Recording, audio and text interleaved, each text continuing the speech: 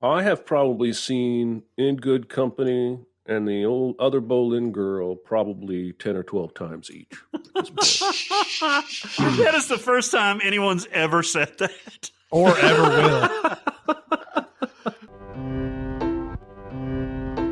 Welcome to SinCast, presented by Cinemasins.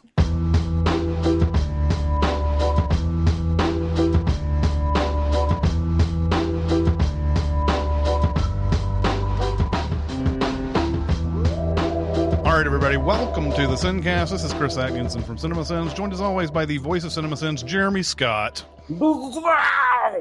Yeah. That's right. It's second shot day for Jeremy. Yeah, Second baby, shot. I'm about to get vaxxed. Mm-hmm, that's right. You just got vaxxed. And for music video sins, Barrett Share. Happy Star Wars Day as we're recording this. God, there may be May the 4th is as worthless online as April 1st. Mm-hmm. Like there's nobody's talking about anything except fucking Star Wars right now. And I texted my friend and I said, how much extra money do you think they make on this day as compared to like a normal day? It's got to be millions and millions. Yeah, astronomical. George Lucas is just counting his money like Gus Van Sant and I'm wondering if Silent George Bob. Lucas is counting that money, though, at that point. I don't know if he gets any of it anymore. Like Disney might be counting the money now. Somebody's counting the money. Someone's counting the money. It's not Michael Eisner. No, it's not. No. I don't know why that name came out, but Michael Eisner hasn't been with Disney for like 20 years, I don't know. Yeah, but I like to show my age now and then. That's true. I actually had, real quick before you get in, I had this great idea today, and I thought I would share it with you and the listeners because I was flipping through my news feed and I saw a headline about one of these 911 shows that are all the rage these days, like 911 Albuquerque or whatever. And the dude in the picture, I swear, looked like Tom Hardy. And for a split second, my brain thought, Tom Hardy guest starred on a 911 show? And then I realized, I feel like we as society are being robbed. We need an A-list actor who, in between movies, loves doing one-off guest roles on television shows and does dozens of them. So you're watching like Homicide. Not Homicide shows up. You're watching SVU. And, you're living in a different decade. And Tom Hardy, I am. And Tom Hardy is on there. And then you're watching Fuller House, and Tom Hardy is on there. And he just fucking loves doing like guest role, single episode guest role. We need an A-list actor, and it would be Bill Murray, but he's probably too old. But that kind of a sensibility in an actor with that kind of celebrity who just generally enjoys going from set to set and guesting on television shows. And I think that would be delightful. You're watching Supernatural, season 7, episode 5, and George Clooney's on there. Well, that's what was so mind-blowing about Friends when they had Bruce Willis and fucking Clooney and Pitt and Julia Roberts and all that. Like, you have to have that sort of clout, I guess, to get those, because they were arguably at their peaks. They were all dating a lot of those people too, though. It's also true. That's also true. Was Bruce Willis dating somebody? No, he wasn't. I don't. Well, yeah, Pitt obviously was dating. But I mean, Jennifer once Aniston, you right? get Brad Pitt, and I don't know who came first on that show, but I mean, once you get Brad Pitt, and once you get Julia Roberts, I mean, you get those people, and you can get anybody you want at that point. Oh, she was dating Matthew Perry, right? Yes, briefly. Julia Roberts David was dating Matthew Arquette was Perry. on that show because he was dating Courtney Cox. Who was? Mm-hmm. David Arquette. Oh yeah. What was he on that show? A I stalker. don't remember that episode. A stalker. He was a TV. stalker? Yeah. So, but what I want to say is those are all guest roles. No, those people like made like a second career of guesting on. Like you didn't see Clooney then go on Seinfeld and Frasier and Night Court. I threw that in just for you, Barrett. Did Bruce Willis's appearance? Did Bruce Willis's appearance on Friends happen after Whole 9 Yards? Oh, that's a good question. I think it was around the same time for sure. And he was on for several episodes. He's on for 2 or 3 episode run. that podcast that Aaron sent us that had Kevin Pollak talking about his experience on Whole Nine Yards and his story about Michael Clark Duncan is worth listening to. Oh, I need to get into that. Yeah, he was Bruce Willis played the dad of like the super young girl that Ross was dating, right? And then that dad ends up dating Rachel. Oh, that's right. Yeah, and they recycle this tired ass sitcom plot where a guy can't show emotions. Some girl gets him to start crying, and then he can't stop crying. That was already used in Friends, or was later used in Friends with Chandler, because he can't cry. And it was on Seinfeld when he was, what's this salty discharge? Everyone has done this gag. Let's stop doing this gag. It's even on that 911 show. It is. I was an unexpected Rescue 911. William Shatner. William Shatner. All right. So Jeremy came to us the other day and he was like, you know what? It's weird that I keep seeing the same person every time I watch movies all the time. So like, and we were like, yeah, it is kind of weird how that happens, isn't it?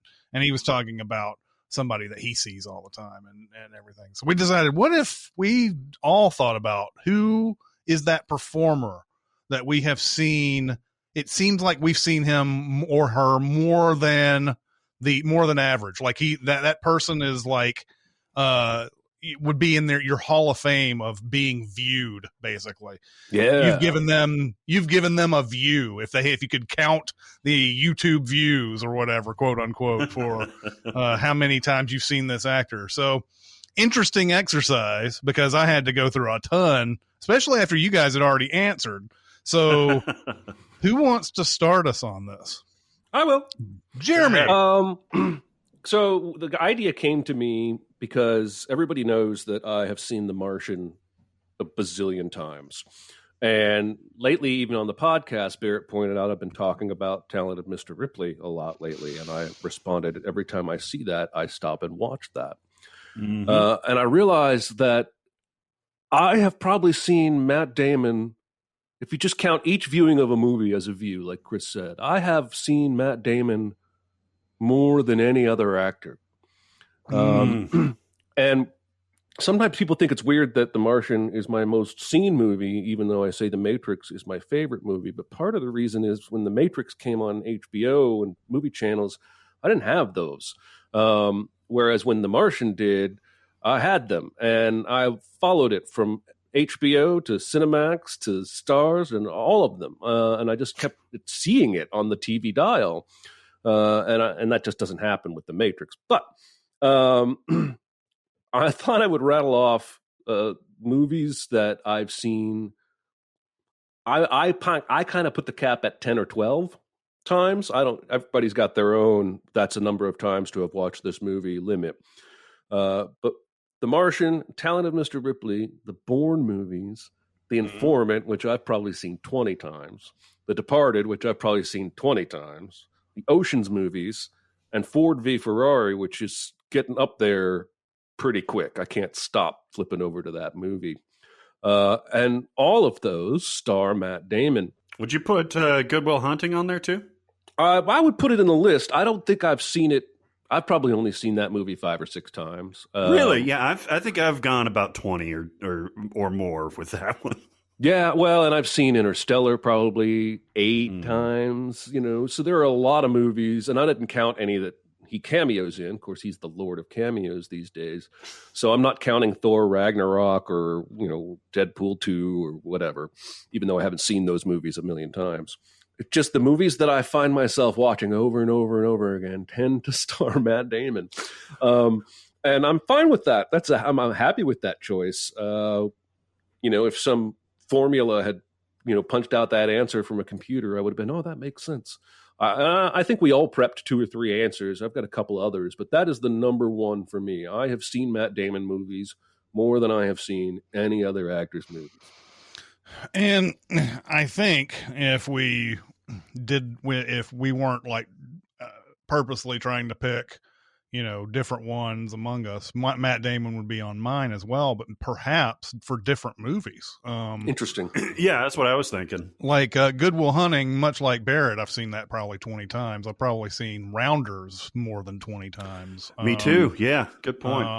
And I've definitely seen The Martian a lot, not nearly as much as Jeremy has, but The Departed I've seen a lot. I even saw The Rainmaker a good amount of times there. There's now like the Bourne series. I can't say that I've seen every movie more than 3 times. I would say, even though I love those movies, but I don't know, never gone back to watch them over and over.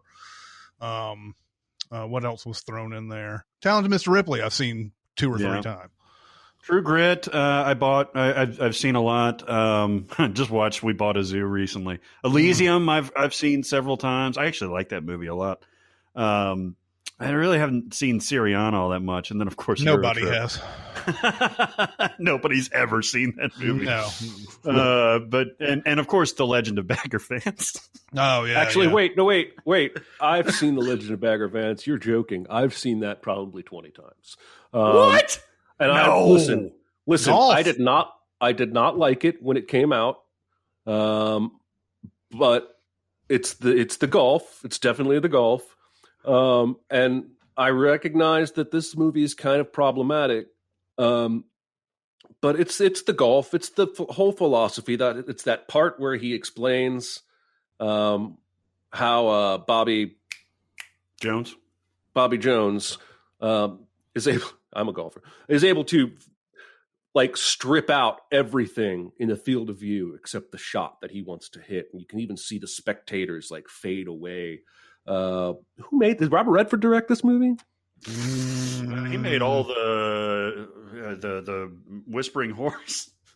I feel like somebody can't remember. Anyway, I have seen it. Charlize Theron's in it.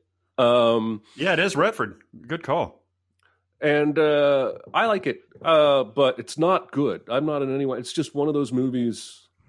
Like I like pretty much all golf movies. I like the Shia LaBeouf Greatest Game Ever Played or Greatest Match Ever Played. Is that good? You just like it? I like it. I don't think it's great. I like that Jim Caviezel one until I started learning more about Jim Caviezel. Tin Cup, Happy Gilmore. I love golf movies. So interesting. So would you recommend The Legend of Bagger Vance? Like to you? Yeah. Yes. I don't think I've seen it. Oh, well then you would. I think you would dig it. I really do. Interesting.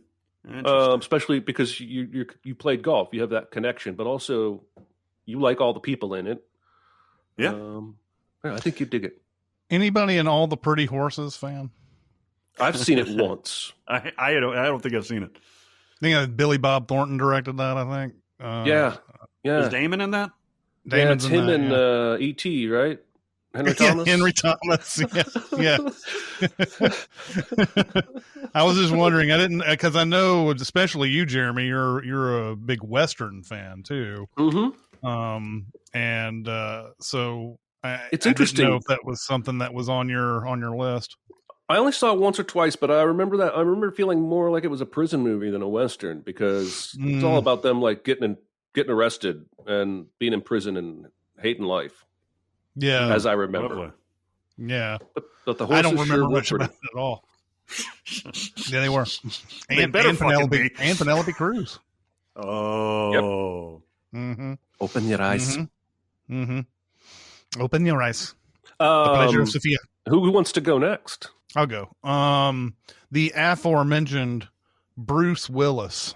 Bruce Willie. I went through and I counted. Now this is including cameos and voices and stuff like that, but it's actually doesn't make up a lot of the total amount of movies. I've seen over 50 movies with Bruce Willis in it. Wow. Huh. And if you want to talk about multiple views of the first 3 Die Hard movies, I have seen those a ton. Yeah. And I've seen Pulp Fiction a whole lot. And I've seen The Sixth Sense a million times and Unbreakable a million times. And then 12 Monkeys as well. those movies in particular, I've seen them over and over. And then when you add the fact that I've seen 50, on top of that, I've seen like 40 other Bruce Willis movies. They're not all great. Some of them are in the bargain bin, the Blu-rays. That's right. Bruce holding a gun with Ryan Phillippe. Mm-hmm. Oh yeah. And yeah, you look at his career now, and it's kind of like, God, he's just doing anything he can just to make some dough, isn't he? He doesn't seem to really care much. I think he's, and Bruce Willis might be one of those guys. Hey man, I've had a good career. You can look at my work. I've done good work. Now I'm just in it to, make money. I'm telling you, that Kevin Smith story is hilarious, where he's just hanging out, eating Bruce Willis chicken by his trailer. It's so great. Yeah. Yeah. What's interesting about him is that he will do these you've never heard of straight to DVD, straight to the Walmart $5 bin movies, but he will still turn in good performances in other movies. Right? It's not like there was a point where he stopped trying altogether and never tried again. It's just whatever his motivational buttons are, they don't always get pushed.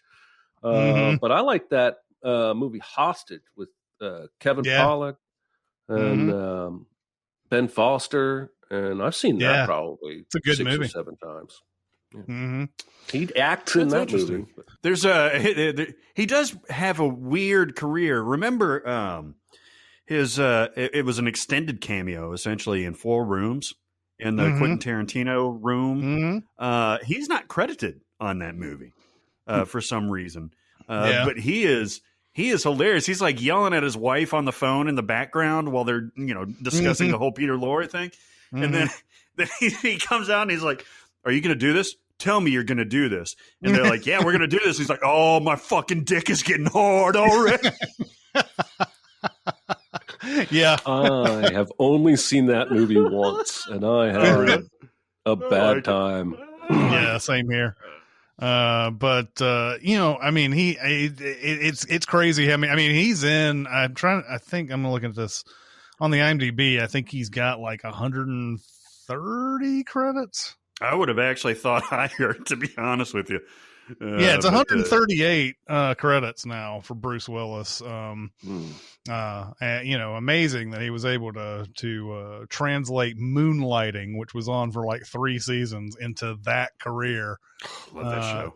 It's amazing that Die Hard, like it was amazing Die Hard got made the way it got made, because Bruce Willis, I mean, like that, there was a lot of talk about whether Bruce Willis should even be the lead in that movie, because nobody looked at him as an action star. And then he translates that into, and like he had such interesting and varied work in the 1990s. For sure. Yeah. What would you say is the highest grossing film? And by that, I mean your most watched Bruce Willis film. Do you think it would be Die Hard or Pulp Fiction? It'd be Sixth Sense. Highest grossing? Sixth Sense. No, not highest grossing. I mean, how many times you've watched it? Oh, Die Hard or The Sixth Sense? Or Pulp Fiction? I would probably say Die Hard. I think I would too, because it's so easy to just throw on and watch at any point, and you're going to have a good time.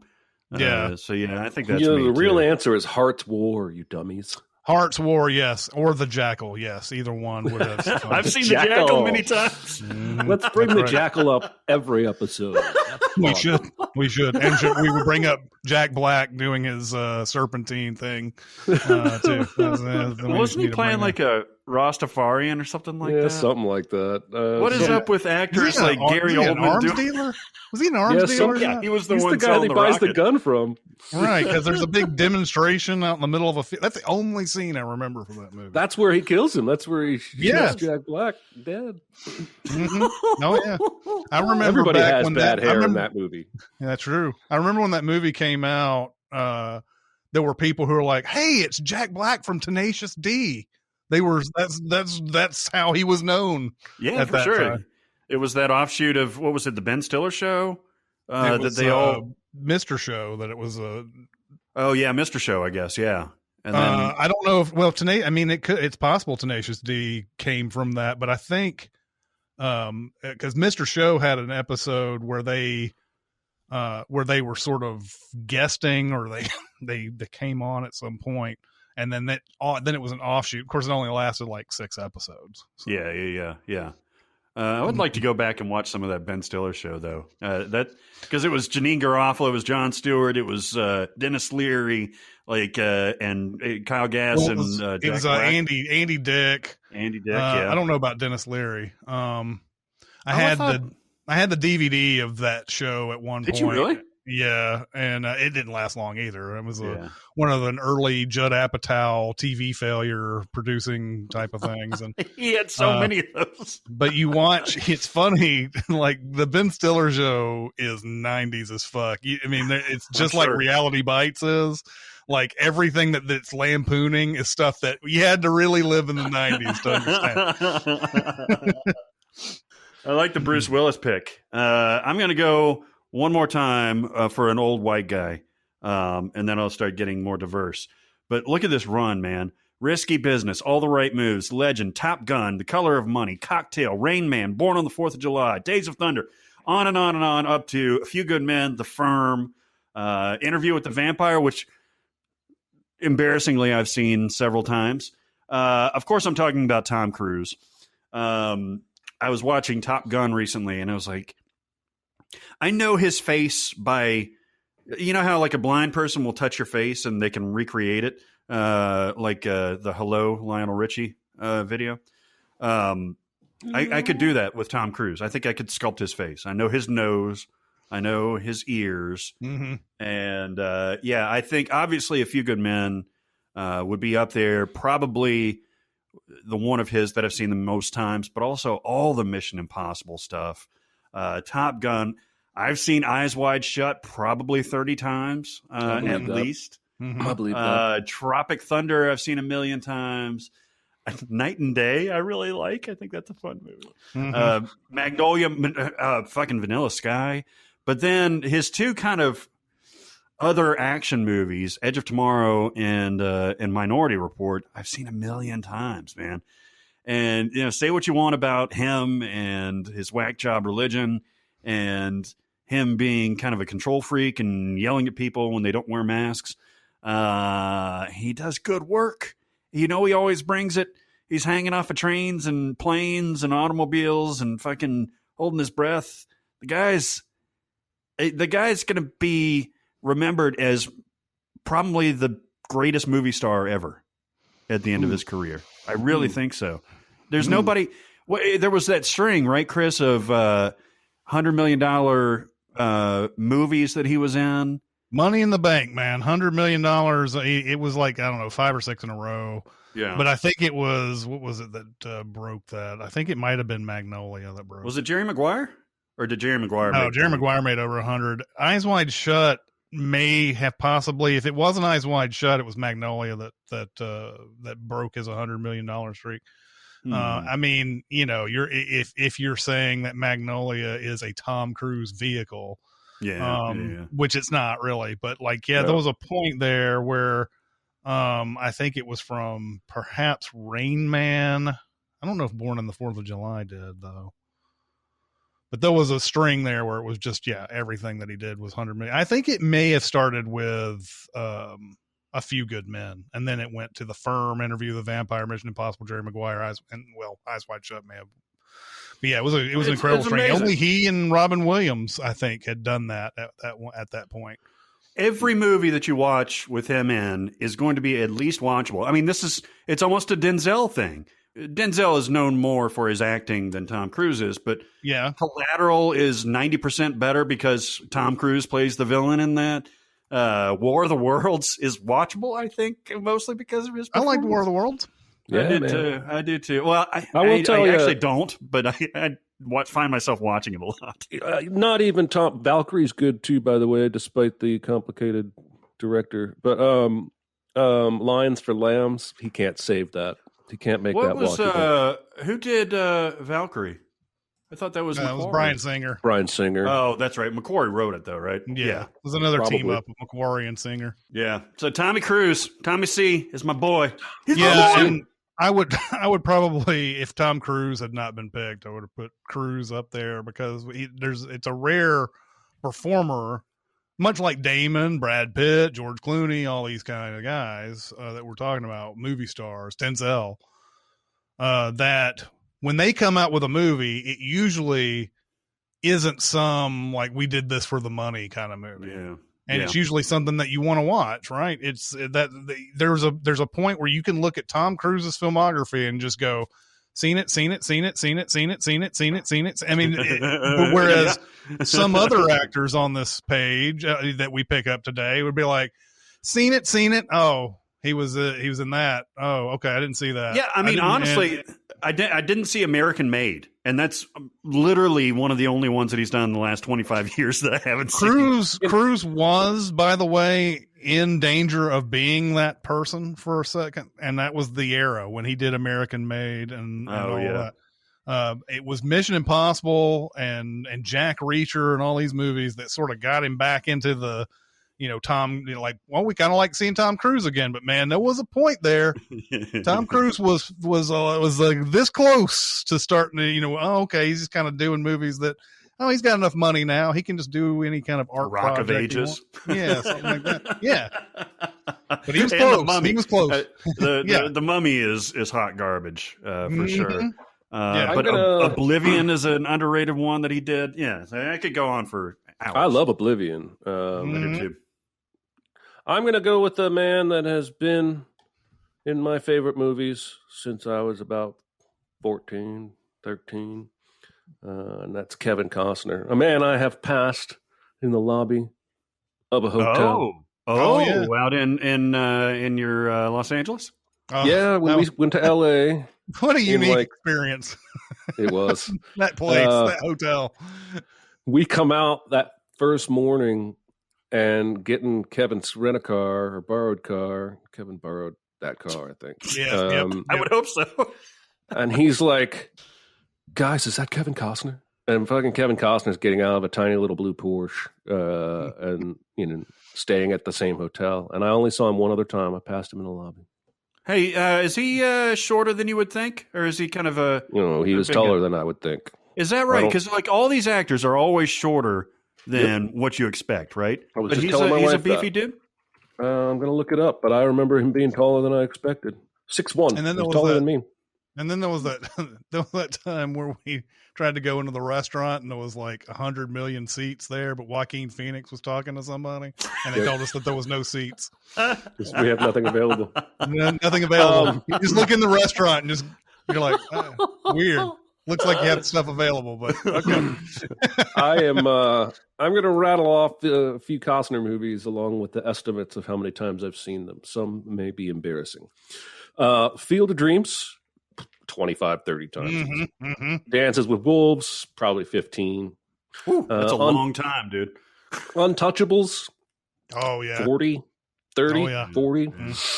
Bull Durham, 12, 13. Tin Cup, 30. Mr. Brooks, 25, easy.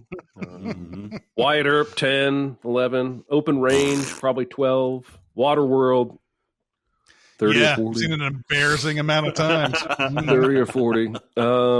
I've seen Draft Day 10 times or more, and JFK as well. And by the way, I've always wondered whether or not, because I was thinking about it this year, should we ever do Draft Day on a Sins video? Like the thing is that I don't think anybody's ever seen it, but it seems like that there's enough people who've seen it that maybe would take an interest in it. Anyway, let me tell you this: for the last 3 years on NFL Draft Day, I see memes from the movie all day on Twitter. Him opening the note that says that player, no question, or whatever that fucking note says at the end when you finally see it. I'm definitely taking this player. People quote that shit. And I think it has developed a cult following. I think, all right, if anything, people would be like, how dare you? And you would be like, there's love for this movie. But there is. Expect Draft Day next year. On the Thursday of when it starts. Yeah. I like it. I like it. My most watched Kevin Costner movie is hands down Robin Hood, Prince of Thieves. Well, and I know every line from that movie. Well, and mine, unsurprisingly, if you've listened to this podcast, is JFK. I've probably seen JFK I know every rhythm of that movie. I'm trying to think. I'm trying to think if there are any other Kevin Costner movies I've seen nearly that much, because I love Field of Dreams, but I never have seen it. I mean, I love baseball. I still haven't seen that movie like near what you've seen it. I've probably seen it 3 or 4 times, if that. Oh, wow. I've probably seen 10 Cup more than I've seen Field of Dreams. Well, Robin Hood is the only movie where he shows his ass. What? Robin Hood is the only movie. He shows his ass in Mr. Brooks. And in Dances with Wolves. Oh, that's right. Yeah. Dances with He's always showing his ass, Barrett. Hey, what do you mean, just that movie? He's showing his ass everywhere. He was great in Molly's Game, by the way. I loved him in that.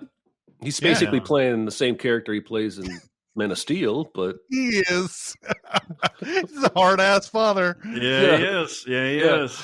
Don't save those people from that tornado. Did you mention? Yeah, exactly. Did you?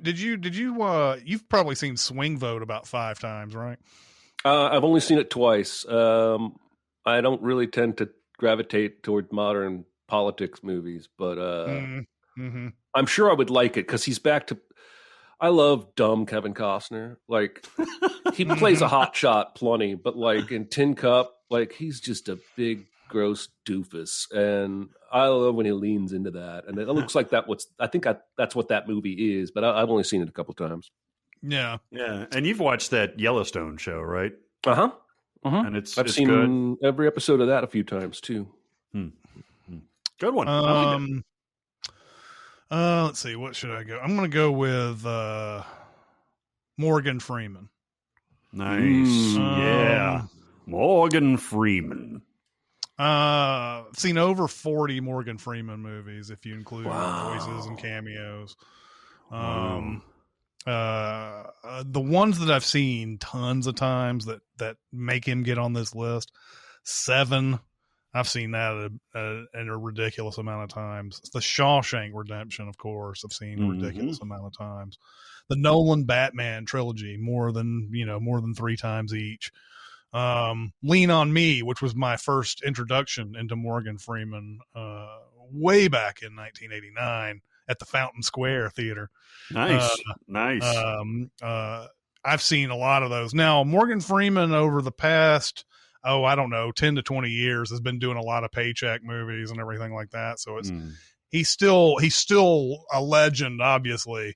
It's just a lot of the stuff that I've seen him multiple times comes from the 90s and the aughts decade and everything. So you've probably seen Bruce Almighty a bunch, right?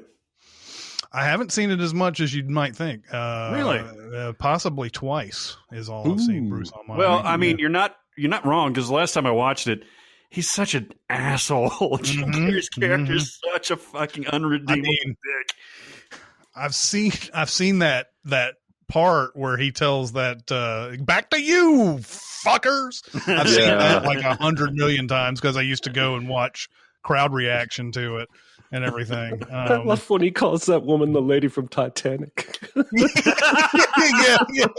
Is it my hair? Is it the reason why I can't get the anchor job? But yeah, I mean, and Morgan Freeman, his voice has been on so many things, especially since Shawshank Redemption, where everybody was like, if you get something narrated, better get Morgan Freeman to do it, was pretty much what it came down. You get March of the Penguins, and he has I think a really funny part in that Lego movie. I mean, it's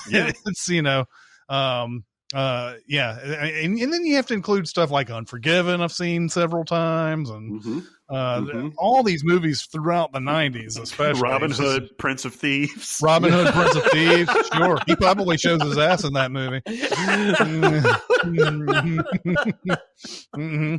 Yeah, I'm trying to think of what my most frequented Morgan Freeman. It's probably Shawshank too. Not Shawshank. The sequel, Shawshank, also. But I've seen Wanted an embarrassing amount of times. Yeah. And probably Dark Knight. I may have seen Dark Knight more than I have Shawshank at this point. He's in Oblivion, too. Right.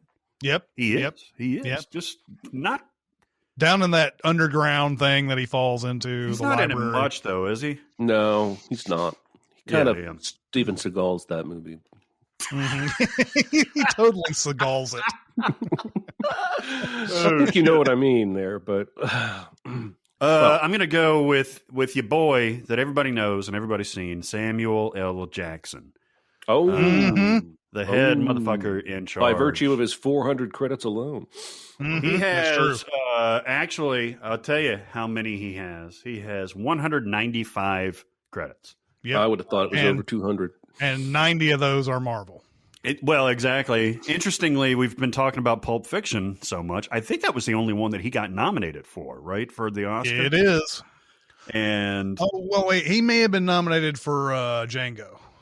It just says nominated for one Oscar. Okay, so he's only been nominated once for Pulp Fiction. Yeah, for Pulp Fiction. And I don't know who won in 1995 for support. That was what? What do you for supporting? You mean Martin Landau won for? I mean, is that what you're talking about? Martin Landau won for Ed Wood. That was he did in his category, but it was 94. I don't want to, Yeah. It was the 95. Don't Oscars, do this shit to me, Barrett. Don't do this shit. Yeah, what a weird. It was Paul Scofield from Quiz Show, Chaz Palminteri from Bullets Over Broadway. I don't know how that got in. Paul Scofield was so good in Quiz Show. Yeah, yes, he was. And Gary Sinise for Forrest Gump, and then Martin Landau. It's hard to argue Martin Landau didn't deserve that, but man, Samuel L. Jackson, just that last speech alone in the diner. Is I know that I wanted Samuel L. Jackson to win for that. But it's not bad that Martin Landau won. It's not one of those things where you're like, really, Chaz Palminteri for Bullets Over Broadway? I mean, he was good, but some bullshit.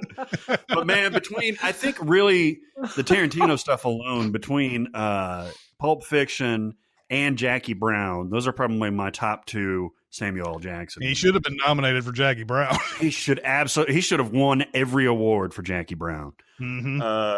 Obviously, I've seen Do the Right Thing. He has a small part in that. I've seen that many times. But in the MCU, he is in virtually every MCU movie, besides maybe like Ragnarok, in some sort of fashion. And he's fantastic. He's a perfect Nick Fury. And you can't. I wasn't familiar with that character from the comics, but I can't imagine anybody else in that role now. Mm-hmm. So yeah, he's fantastic in that.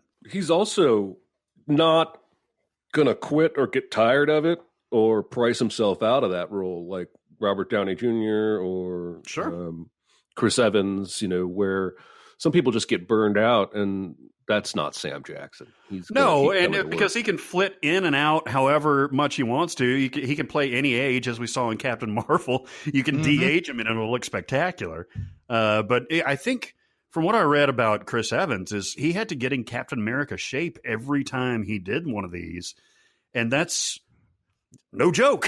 You probably saw on Twitter like the montage of the other Chris Hemsworth working out to get into Thor shape, and that is ridiculous too. But apparently he's okay with. I can't fucking imagine. I don't even know how long it took and how many days that they did it in a row and all that, and what kind of diet they had to be on. I can't even. Noise. Yeah, man, no kidding. He's just enormous. It's got to be untenable. So yeah, I actually read an article where a GQ or somebody went over to his house. I'm talking about Chris Evans again.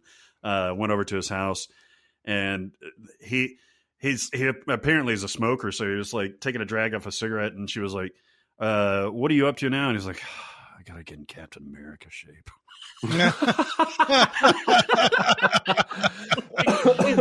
That's gotta be awful.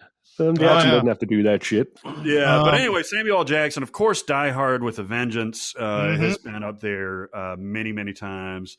I love the first Kingsman movie. I know he's got a weird affectation in there that people didn't like. He's also got nice, of course, Unbreakable. I've seen a million times. The horror turns that he's taken, 1408.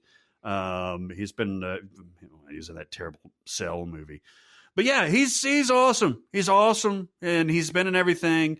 But I have seen him pop up everywhere. And yeah, that's my boy. Yeah, he would have been on my list had it not been already taken. It's another person that I've seen many, many times. No surprise, both he and Bruce Willis overlap on 4 or 5 of those movies. Yep. I know I definitely have seen Die Hard with a Vengeance many, and talk about Seagaling yourself. He was in The Other Guys, a movie that I've seen a million times. Yeah. And he aimed for the bushes. That's right. Aim for the bushes. All right, everybody. It's time to talk about Movie. I said about a month or two ago that I think Movie's even better than it was when we first started talking about them. And one of the reasons is that movies stay there for a really long time now. They actually curate and keep movies there for a long time, even after the 30-day window and everything. There's a movie I found on there. It's Bernardo Bertolucci's The Conformist. Ooh, I like me some Bertolucci. Yeah. I think this was just before Last Tango in Paris. He did this movie about the fascist regime in Italy during World War II, and a guy who is, if you can tell by the title, conforming to that. He wants to be in with the popular crowd, essentially. So he is trying to find a normal life, however that normal life is afforded. So if that means being a fascist, I'm going to be a fascist. If that means after the fascist regime is toppled, I'm going to be that person. He goes in. He wants to become part of this fascist party. He wants to help them out in whatever way that they deem fit. And they tell him, go kill your old professor that you had in college. He is living in Paris right now. So they send him. He is on track for his normal life. He's met a girl. He's going to get married to her. Actually, I think may have gotten married to her just before they go to Paris. She asks no questions of him. She's just like, I'm in love with you, blah, blah, blah, whatever you want to do. When they get to Paris, he meets this old professor as in the guise of, hey, it's a honeymoon. I knew you're here in Paris, so I came out with my wife and we're having a honeymoon. No, we're not killing you or anything. Totally not killing you. And he's married to this woman that he ran into many years ago and knew as a prostitute, and he's in love with her, and it's not too long before he starts putting the moves on this dude's wife, and he's already married and everything. And the plot of this is, this is all really kind of told in flashback because he's in a car. He's driving towards a certain spot. He wants to save this woman because all we know is that the professor is going to get killed, but he's told her specifically, don't go with your husband to wherever you're going to tomorrow. Stay at home. But she gets in the car anyway. So now he's chasing after her and everything. Movie is excellent. Movie is very, very good. It's like an 8.0 on the IMDb. This is a really, really good movie. It is beautiful to look at. I had never really heard of this movie before. Bernardo Bertolucci is known for several different kinds of movies, but not this one. I don't think, at least not in the States. His movies are always beautiful. Yeah. I mean, like even Last Tango in Paris is problematic on very many levels, but it is beautifully shot. Stealing Beauty is one of the most beautiful movies that you can see. Yeah. Is the Conformist, is that in Italian and French, or is it in English? It is Italian. It's Italian. I think there is some French in it, but I think for the most part it's Italian. All right. But that is on Mubi right now. Excellent movie and definitely worth getting the service over. So yeah. I got another reason to get the service. Yeah. And it's something that all of us have seen, and I went back and revisited. This is the reason to get you on some Mubi, right? Like, stop what you're doing right now. I'm talking to you, listener. Like, if you're listening to this at work, or if you're in the bathroom, or if you're I don't know, jerking off, or I don't know why you would jerk off to us. Anyway, get you some Mubi so that you can watch the OG Millennium Trilogy. Okay, this is the girl with the dragon tattoo, the girl who kicked the hornets, or that's the last one. The girl who played with fire, and then the girl who kicked the hornet's nest. I forgot how awesome these movies were. Now, of the three, I think the first one is my least favorite, but it's also really, really good. Of course, the first one was remade with Daniel Craig and Rooney Mara, but the OG Elizabeth Salander is Noomi Rapace. She's amazing. And the OG Michael Blomkist is Michael Nyqvist, who I didn't realize had passed away just recently. So, yeah, he is fantastic. This whole series is unbelievable. Jeremy, you've seen all of them, right? I have. It's fantastic. I wanted to point out they actually made all three of these in America because we had the girl on the train and the girl with the pearl earring. So, oh yeah, that's right. That's right. That was famously part of that trilogy. Yes, I kid. Yeah, it's fantastic. And I like Fincher's version, and I did see that first. But once I went back and saw the original, I was like, why did we even do that? This is great. And all three of them are great. She's fantastic.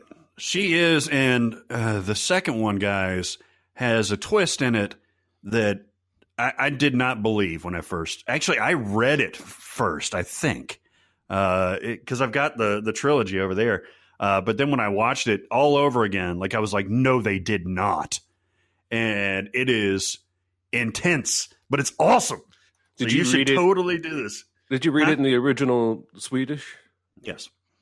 And then swim across the fjord to tell people a sidebar, I swam the fjord. Sidebar, Swedish language is fucked up, man. It doesn't sound anything. I don't know if it's it's fucking with me. I can't even recognize any stem of any word that lines up with the fucking subtitles, and they've got all the AEs connected and fucking. I think that says more about you than it does. O's with the slash, fucked up. Gotta worry about them AEs being together, man. You know, it's Adam and Steve, not Adam. No, I'm just kidding. This trilogy is amazing, and I'm so glad that it's on there now. You will be sucked into it. I don't want to sound cheesy or cliche, but you can't just watch one.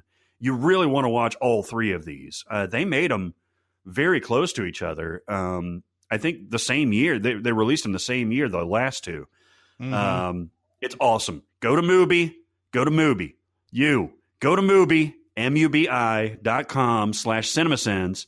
You get a month of this free. So you can do it today. And you can watch all three of those, within your free month. Okay, do it. Do we want to do one more? Yeah, sure. I like The Dark Knight Rises more than you do. I'm getting flipped off for that opinion. It's stupid. I like it more than you. I think the movie is super flawed, but I like watching it. And that's just a hint that Christian Bale is my third most watched actor. Interesting.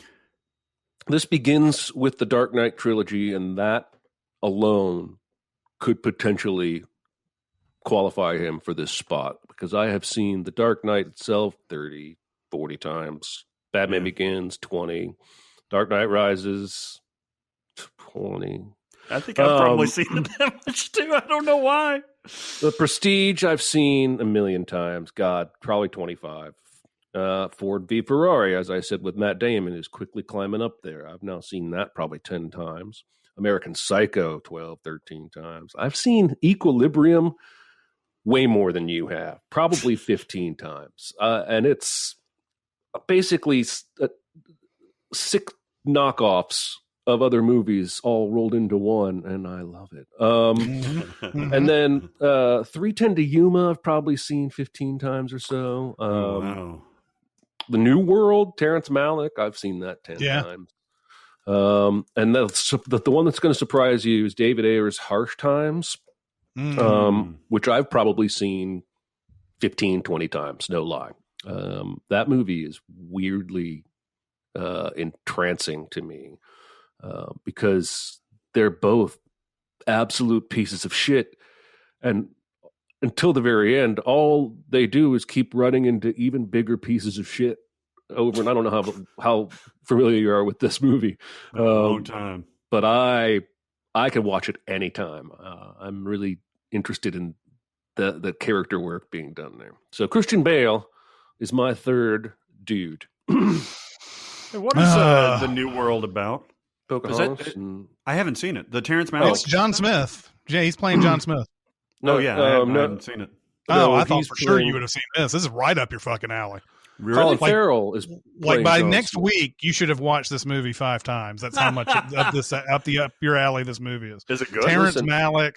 Yeah, I mean, the movie is really good for a long time, and then it kind of and then it trails off. Right? Okay, so Colin Farrell's playing John Smith, and it's gorgeous. I don't like Terrence Malick movies very much. I like Badlands. I don't like The Thin Red Line. Really? I didn't really like the Brad Pitt's my dad, and he's too rough with me. Well, that's the one I got confused with. This one, what was that? The Giving Tree? Yeah, the Tree of Life. So this is the John Smith Pocahontas story, and for the first hour and 15 minutes, it's just mesmerizing. Absolutely mesmerizing. And then it chooses to follow Pocahontas into her second life once she meets and marries Christian Bale's character. I don't know his fucking name. And settles. He plays John Ross. John Ross settles in a little country cottage. Sorry, and Rolf, like it's in the dog, like the Muppet. The piano. Yeah, you've probably seen The Fighter a decent amount, right? I've only seen The Fighter once. Really? I have a weird. I mean, some of his movies I can watch regularly, but I've got a weird tick with David O. Russell where I don't know. I'm not digging. No, I got you. I felt the same thing about American Hustle. I've seen all of his movies at least once. I just don't gravitate back to them, except for Three Kings, which I think is not really who David O. Russell would become anyway. Yeah.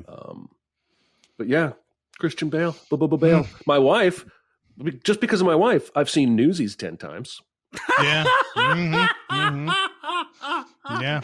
Are they? I mean, I don't know how many people are big fans of Empire of the Sun. That was one of his first movies as a kid. Yep. Was that Spielberg? Did he have? Okay. Spielberg. Yeah. Spielberg was in the middle of really trying for that Oscar in the middle of the 80s, and he would always run into some juggernaut every time he tried it. Color Purple and especially Empire of the Sun ran into The Last Emperor. A lot of emperors. That's all. That was one of my first Oscars I ever watched, and I was like, "Is everything Empire, Emperor, Empire, Emperor?" The Empire Strikes Back. Yeah, exactly. I have a decision to make. I don't know which one I want to pick. Oh. Okay. Do you want to do you want to do a SinCast choice here? Would you rather me talk about Harrison Ford or Gene Hackman? Ooh. I would say Harry Ford. Okay. Yeah. I mean, I feel like I would rather hear you talk about Gene Hackman, but I think Harrison Ford just made half the listeners go, "Oh yeah," because of the two main franchises he's in. Yeah, I don't know exactly which one out of this group that I have actually seen more, but Harrison Ford, you have the original Star Wars trilogy and the Indiana Jones trilogy. Right there, right off the bat, you have 6 movies that if you're a kid growing up in the 80s, you're watching those nonstop. That's 6 movies right off the bat. Mm-hmm. So then you have later on, you have The Fugitive, which I've seen. Oh my God, how many times have I seen? The Fugitive? Man, like that's another one I have every line of dialogue memorized. I have seen, not because I love it, Blade Runner probably 4 or 5 times, mainly because there's like a 5-year gap where somebody brings up Blade Runner and I'm like, I don't like that movie. And they're like, give it another try, man. And I give it another try. And like the next time it comes up, I don't like that movie. And then you watch it again and you're like, yeah, I mean, okay. I see what people see in this. That is bizarre. I figured that would talk about right up your alley. I figured that would be right up your alley. I like 2049 better. I do too. A lot. I do too. Yeah. But not. I mean, before 2049 came out, I was just like, I don't know if just something about it just always put me off, and I don't know what it is. It's me being stupid. I understand.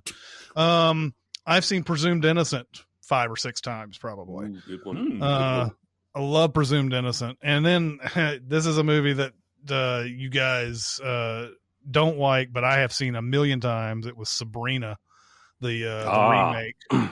The remake of Sabrina that he was in. For some reason, I saw that hundreds of times when it was playing at my theater and then when it played on cable.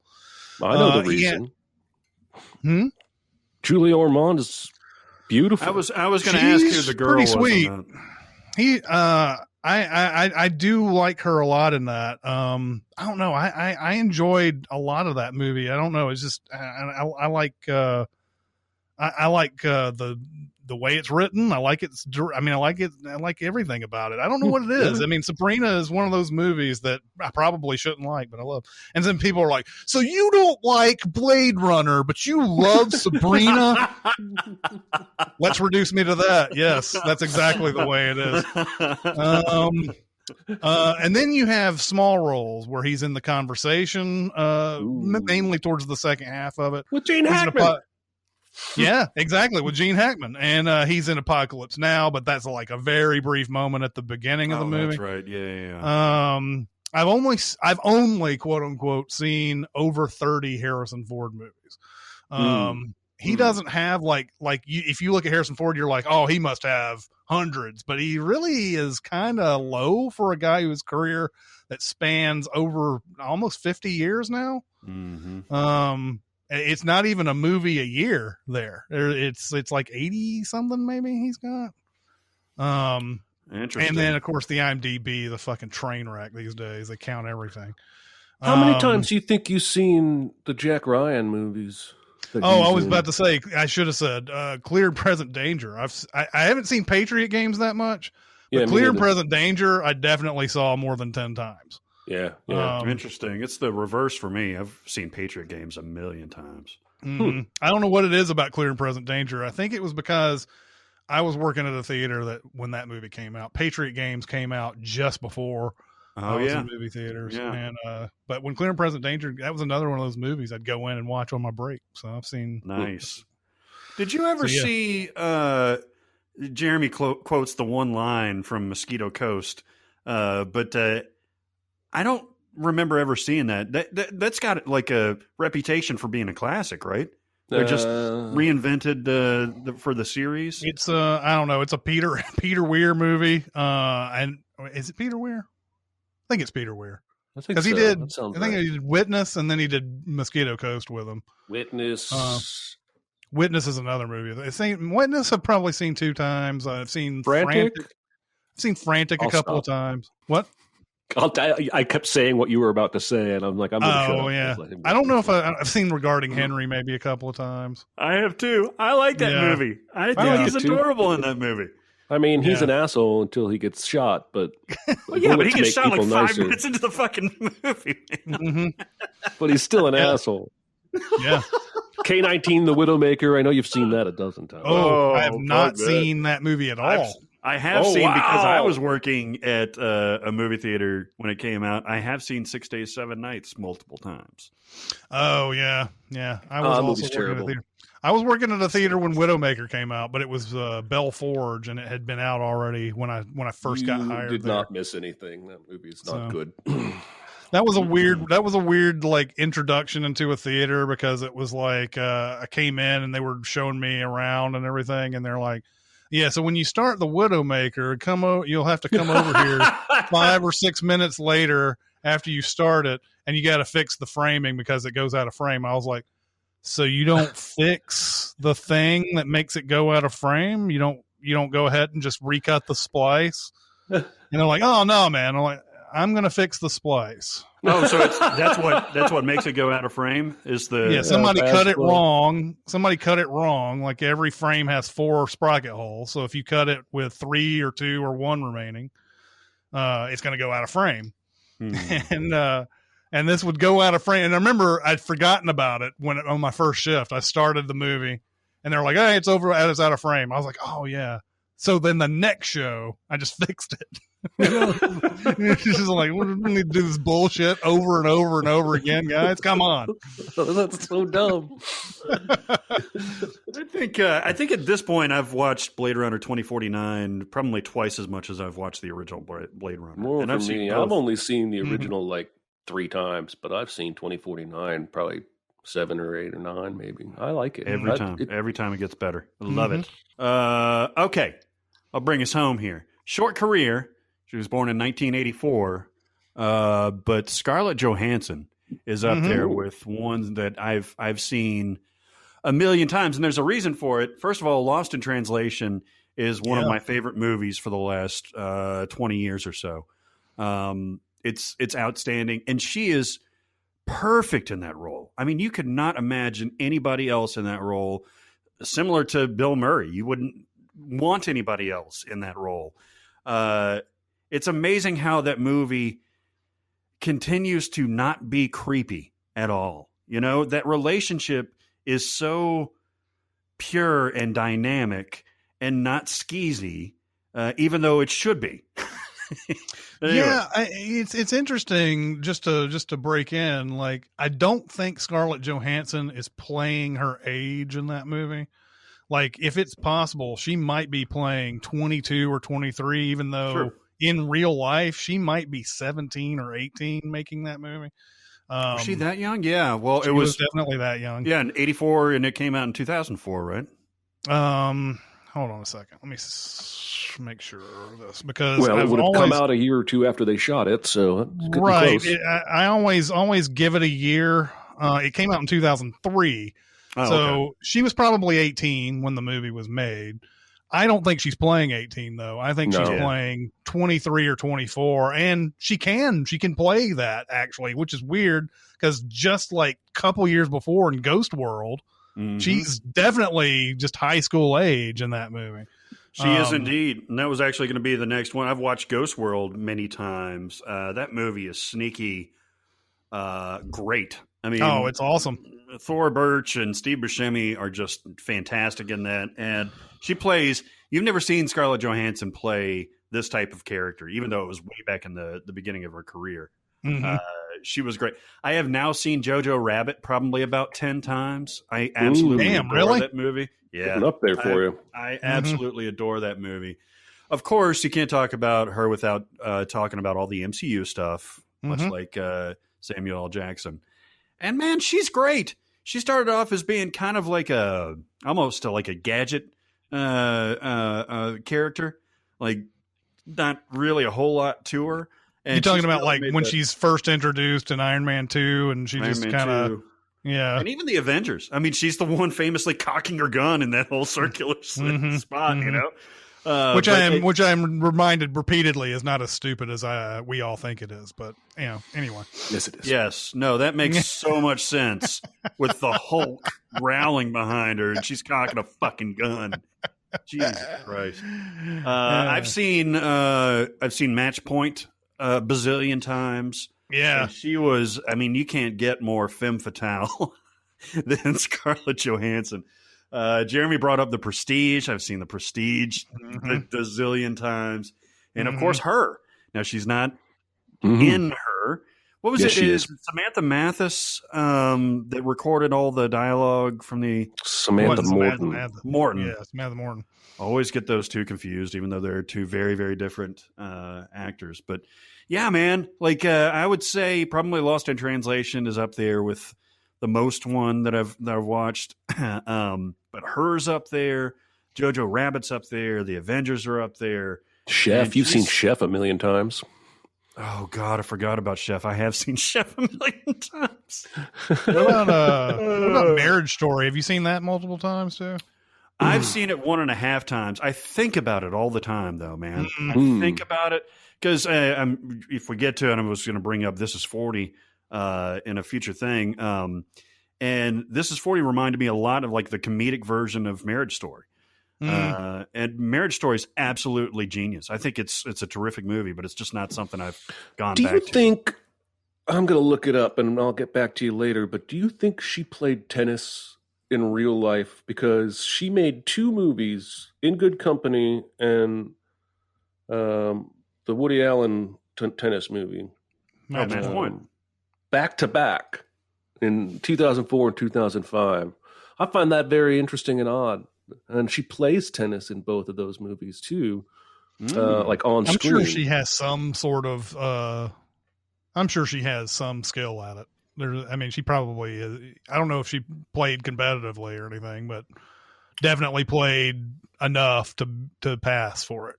I have probably seen In Good Company and the old other Boleyn Girl probably 10 or 12 times each.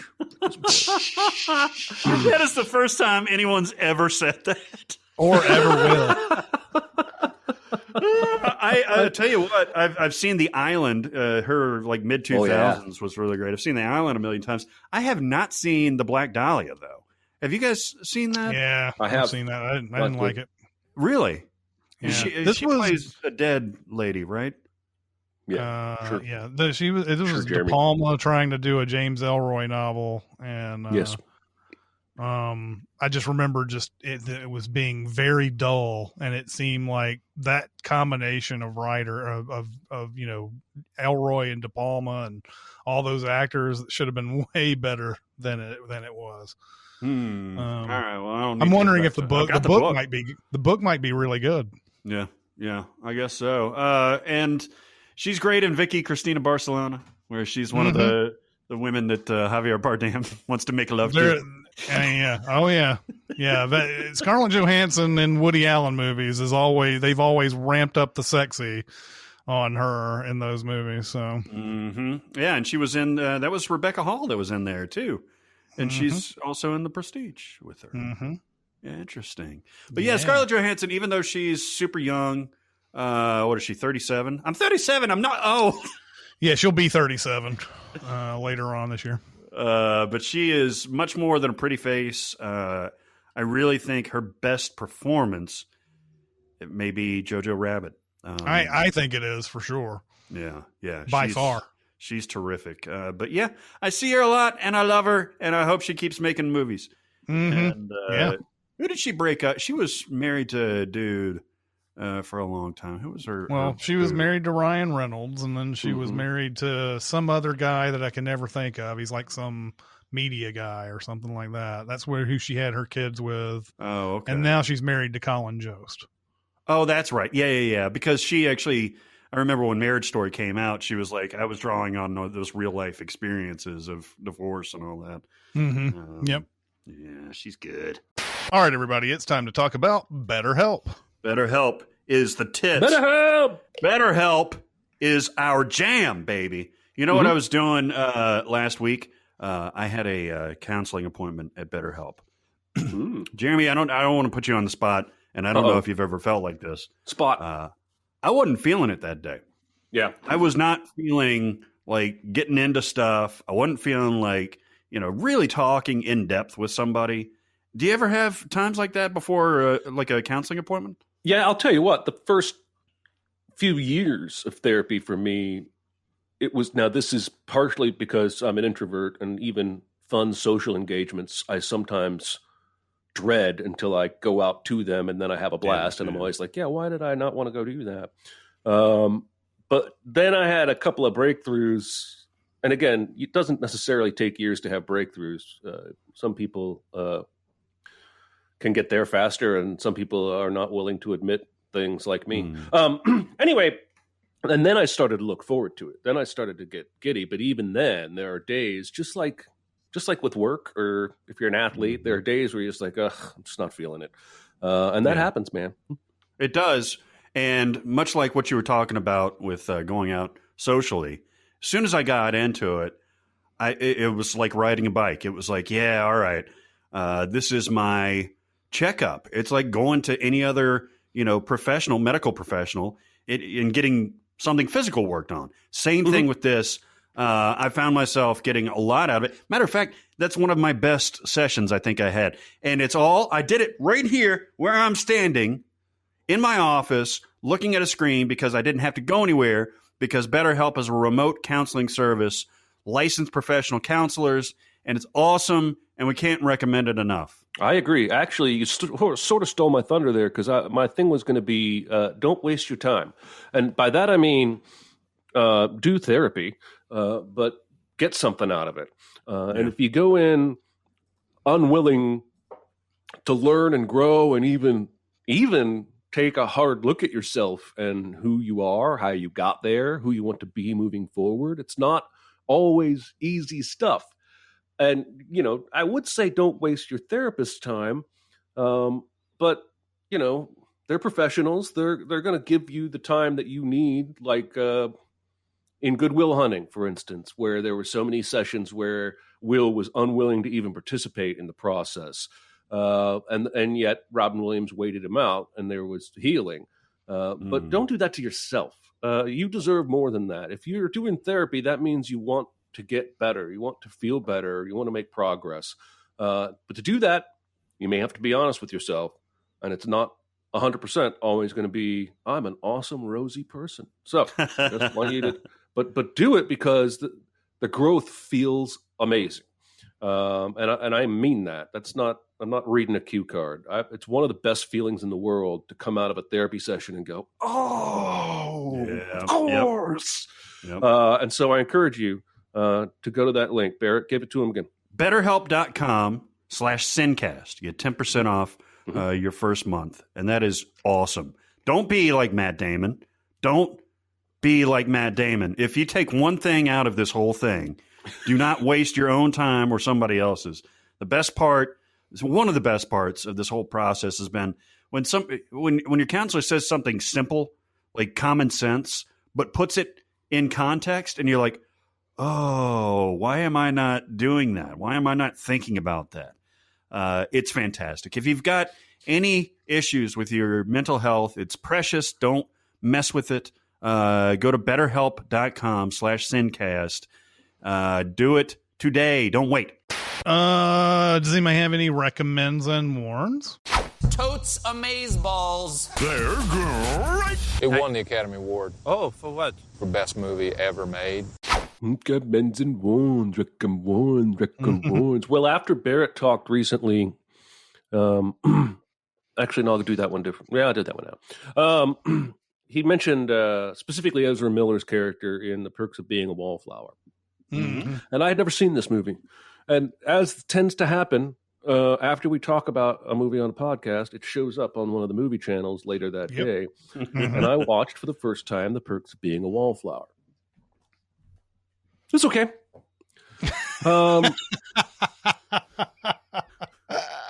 I was underwhelmed. Let me explain why. You're so wrong. Let me explain why. I think Logan Lerman's good. I think Ezra Miller's good.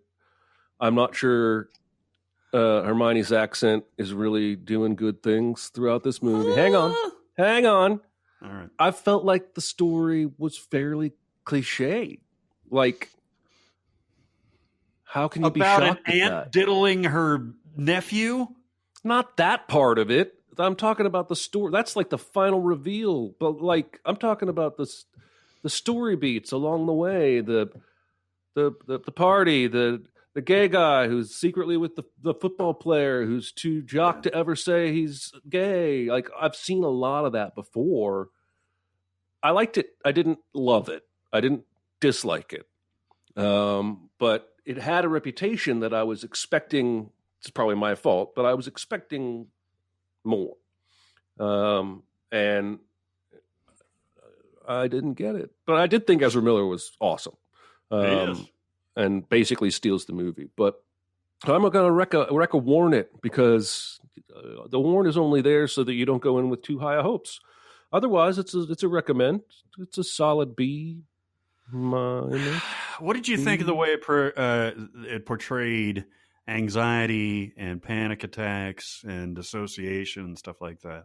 Well, I don't get visions like he does. So it was like, I don't know if that was the movie representing visions or the movie's way of showing you what he was remembering, which may have been I think the case. So, yeah, like just the trauma and stuff like that. It felt at times like there is at least one time where he blacks out after he like stops the fight in the cafeteria. And so I don't know if the movie was saying he was having these visions while he was blacked out. I liked the way that reveal happened slowly over time, where you can tell something's wrong, but you don't quite know what. And the least likely actress to ever play that sort of role, like Melanie Linsky, is the last person you would suspect of doing anything bad, you know? So I think it's pretty well rated.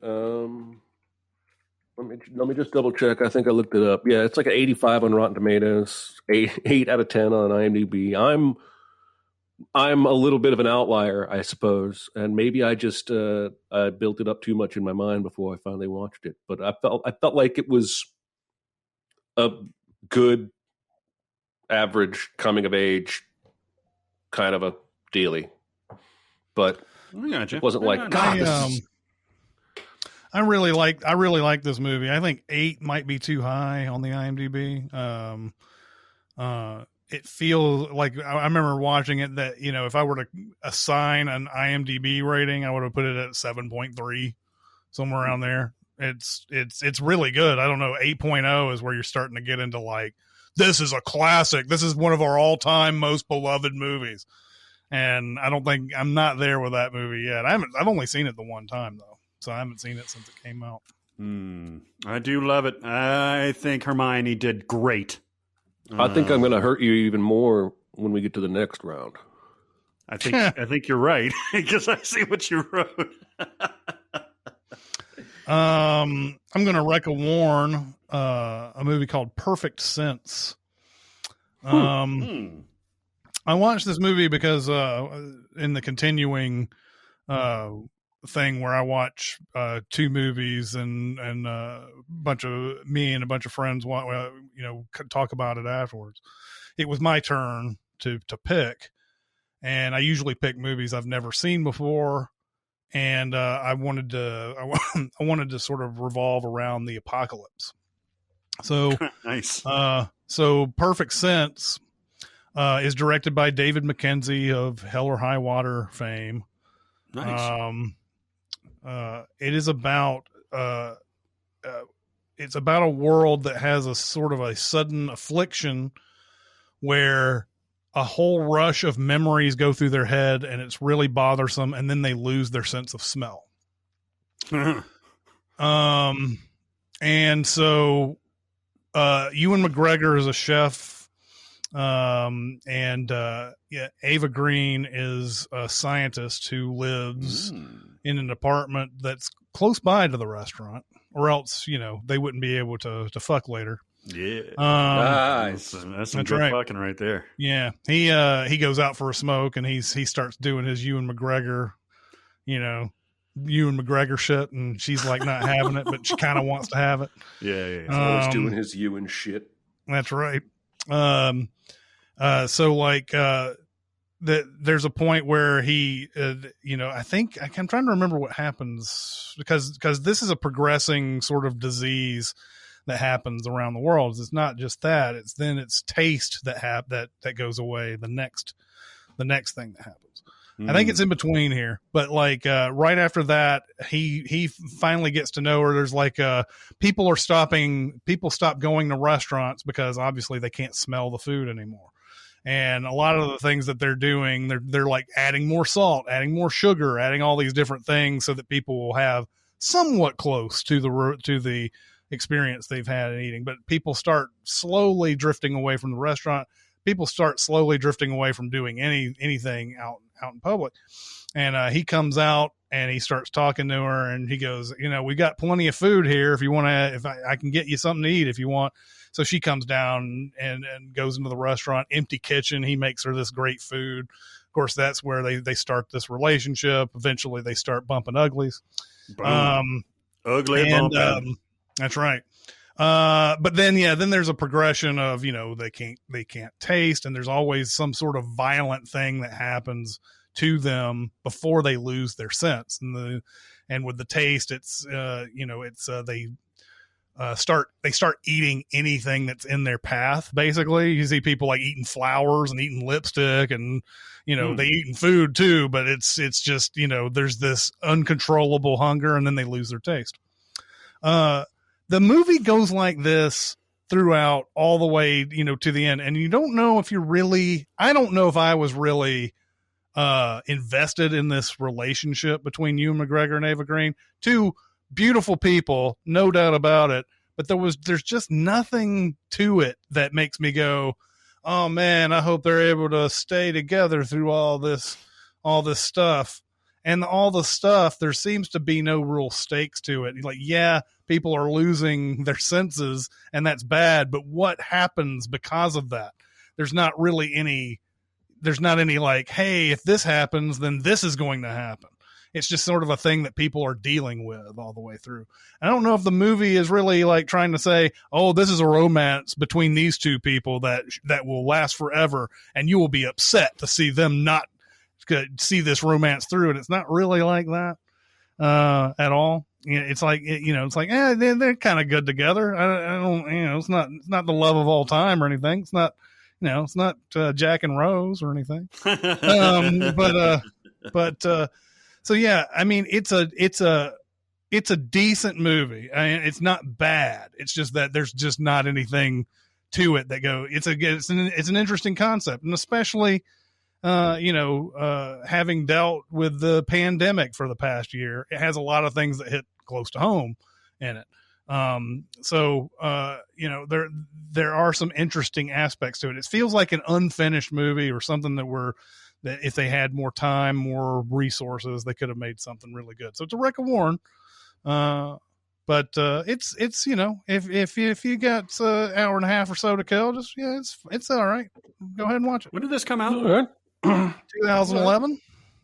I don't think I had ever heard of this movie. Is anybody else of note in there? I had there's some people that you've seen before. Stephen Delane, are you familiar with him? Sounds familiar. He's in it. Who else is in it? Is there anybody? I can't think. Is that the guy from Game of Thrones? Yes. Played Stannis. He played Stannis. Yeah. Yeah. Let me look this up real quick and see if there's some other people you might be familiar with. Connie Nielsen, but she's not in it very much. Yeah. Yeah. Hey, does Ava Green?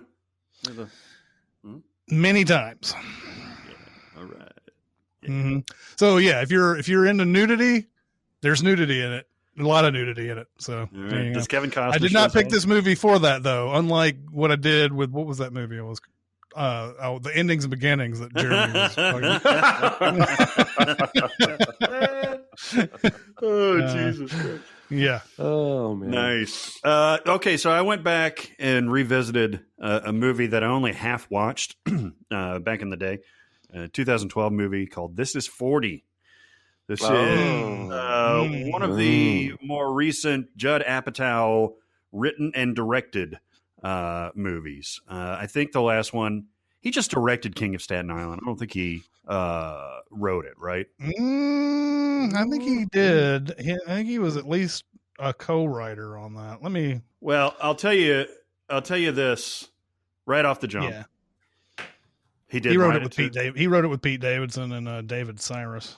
I'll tell you right off the bat, if you are not a fan of the meandering, multiple plot lines in Judd Apatow movies, especially the more recent ones like Funny People and even King of Staten Island, which I love, This movie might not be for you, but it's a full-throated recommend from me because it's funny and it's so realistic. These people are arguably the two worst people on the planet, Paul Rudd's character and Leslie Mann's character.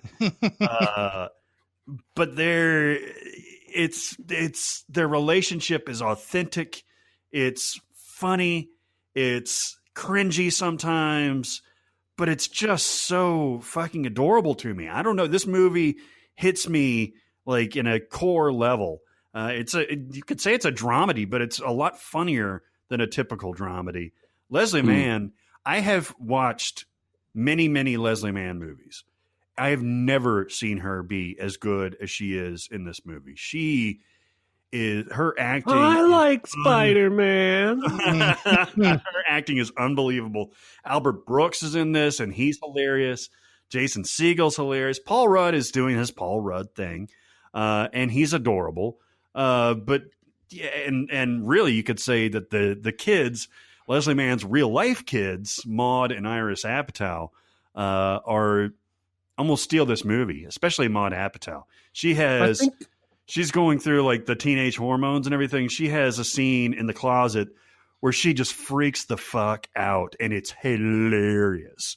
I think part of that authenticity that you see there is because we're talking about the director's actual wife and kids. Yeah. And so I'm sure a lot of these stories are fictionalized, altered versions of real things that they've encountered.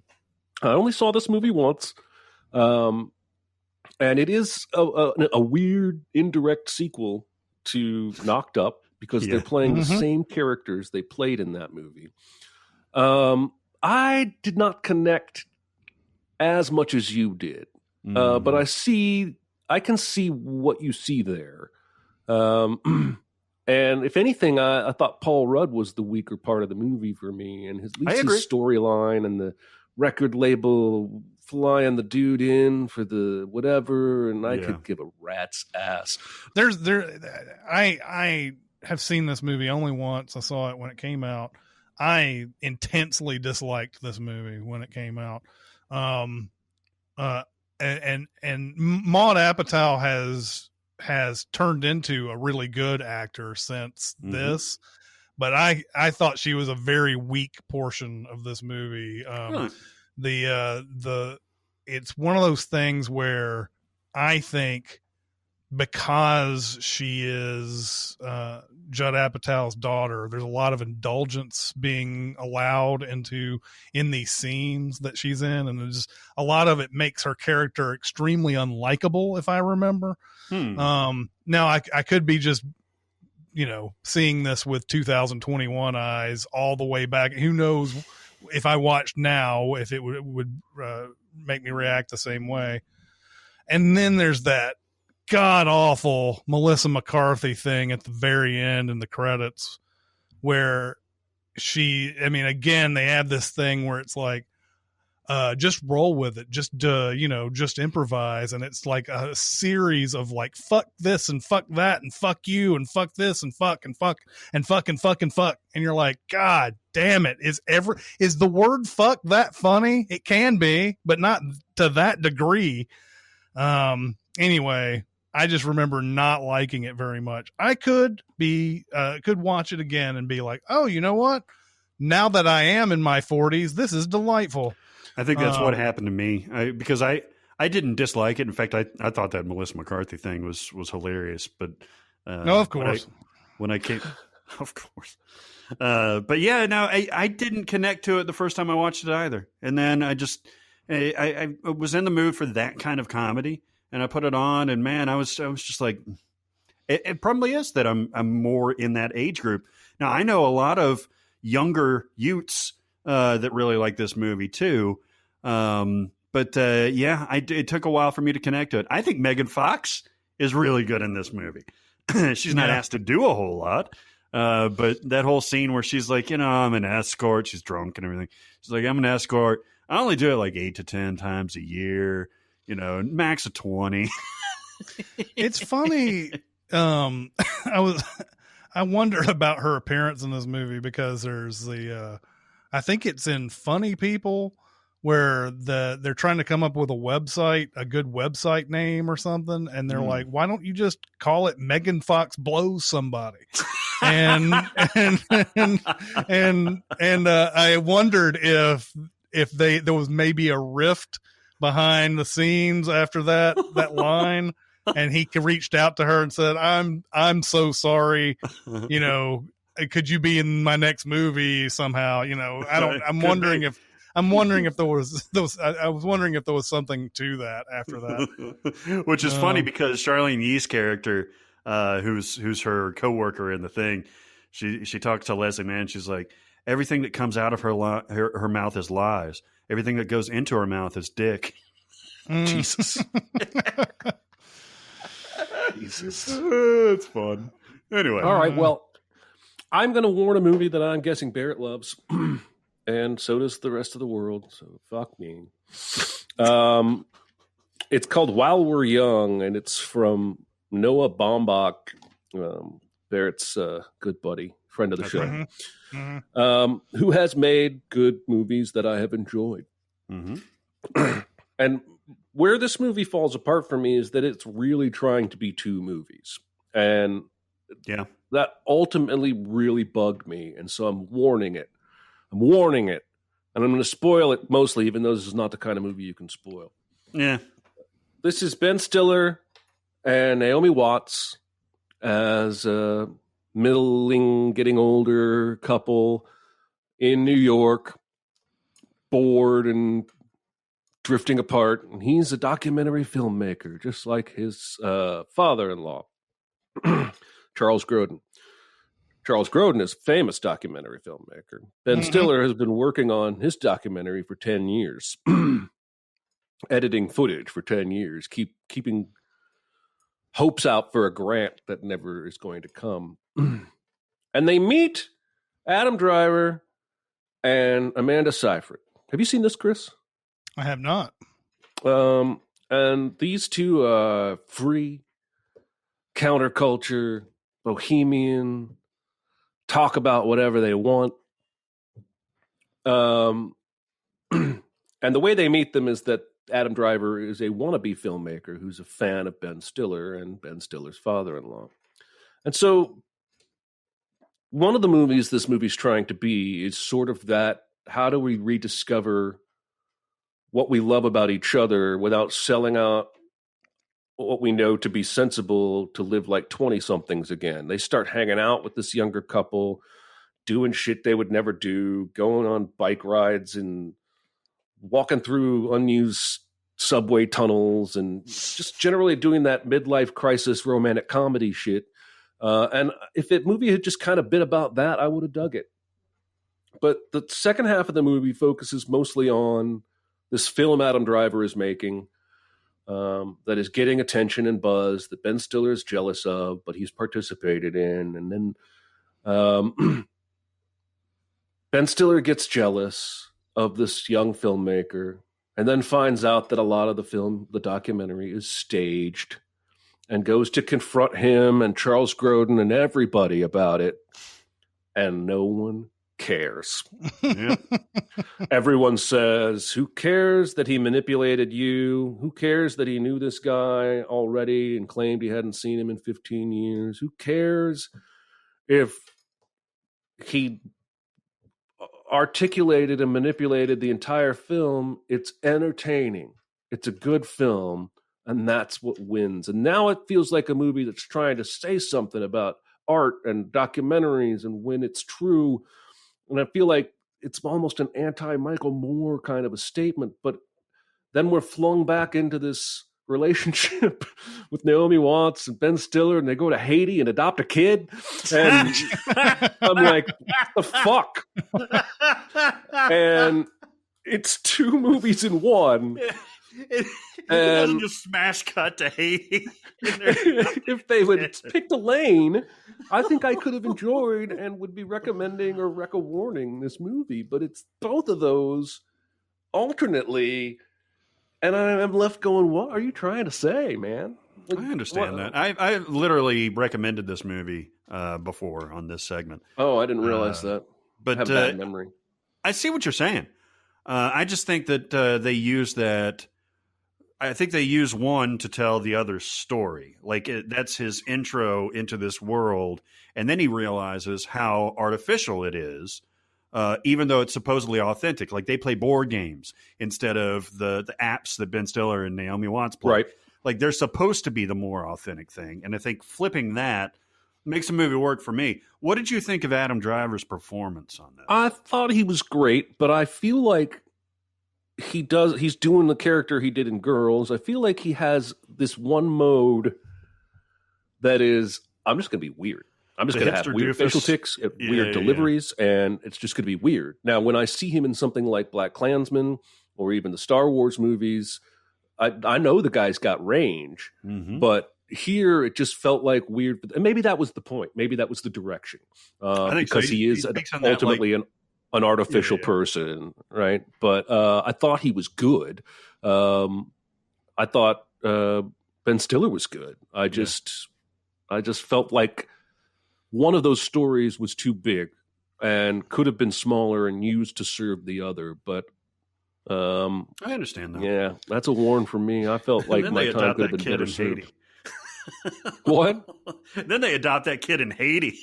Then they adopt that kid in Haiti. That's not a joke, by the way. No. One of the last scenes of the movie is them adopting a child in Haiti. Yes. You would think that the ethics of making a documentary film where everything is staged would be good fodder for the entire movie.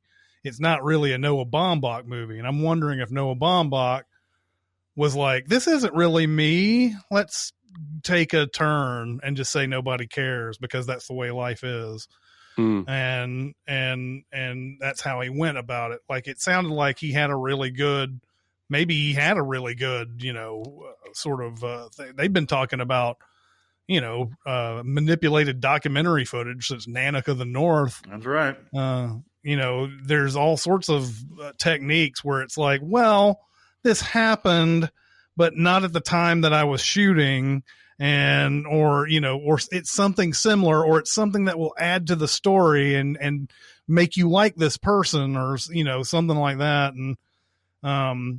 And I think there's probably are movies made about this, about documentaries manipulating things and stuff. But I would love to see that. I would love to see that movie. They'll give you like a little glimpse into what's going on. Like he's talking to Ben Stiller's character at like a restaurant, and Ben Stiller's looking at and discovers this dude's past for the first time, and he's like, "Oh, hang on, do that again so I can get it on camera." And he's like, and he's like, "No, just say the same line." He and goes so it's along not with really manipulating anything. He's just doing what he did before, but he's acting the part now. I think it's fascinating. I totally get where you're coming from, Jeremy, but I loved this movie. I'm going to, and this was the second part of this picking two movies, I'm going to recommend Take Shelter. I've heard of this. Yeah, Jeff Nichols, who did a movie called Mud. I think he wrote and directed that. Oh. Yes. McConaughey. Yep. He also did Loving, if you ever saw that. With Joel Edgerton? Yes. I did see that. I liked it. Yeah. I think Mud is right up both of you guys' alleys. Mud is really good. And Take Shelter, definitely up both of your alleys as well. Michael Shannon is a construction guy. I think he does road work or something like that. And he starts having these visions. At the beginning of the movie, he when it starts raining, he sees the water droplets coming down in his hand, and they look dirty. It looks like just like dirty water is coming down. As he progresses into this movie, every time this happens, every time he sees something like water coming down that's dirty, or he'll see birds flying in a weird pattern or something like that, he gets into a situation that seems very, very real, but isn't.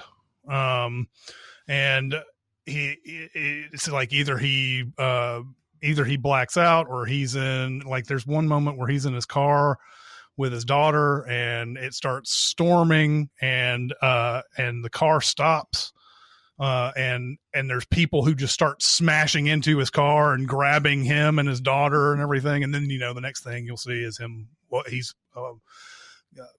waking up from something in his bed or whatever. So he just keeps having these horrible visions. Now, I don't know if these are anxiety things, but I think he gets diagnosed for maybe paranoid schizophrenia in this movie. His mom apparently has it. But he is convinced that there's this big storm coming. He believes that there is, like, he's seeing signs out in nature that tell him there's a big, huge storm coming and he better do something about it. So he's got this storm shelter on his property that's got, it's actually a fairly decent size. I don't think he even actually needs to really do anything with it, but he's got it in his mind. He's got to expand it and make it something very fortified.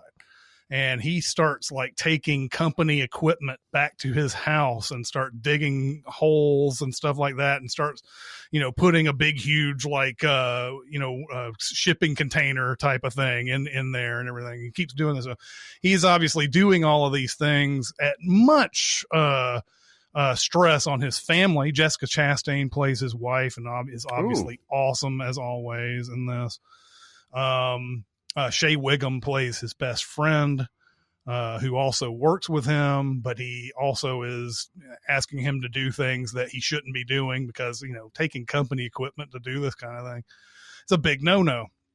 But he's convinced that this is going to happen. And I won't take you much farther than that, because a lot of this movie is about whether or not you think what he's seeing is real or not. And if I got further along, then you might have this, idea of what, what's going on. But, Michael Shannon, this is one of my favorite performances of his I've ever seen. Wow, that's saying something. Yeah. I mean, you think about your average Michael Shannon performance. I mean, he's obviously good, but he also has a mode that he can get into where it's like, this is going to be my typical, I'm going to say things through my lips rule. He just has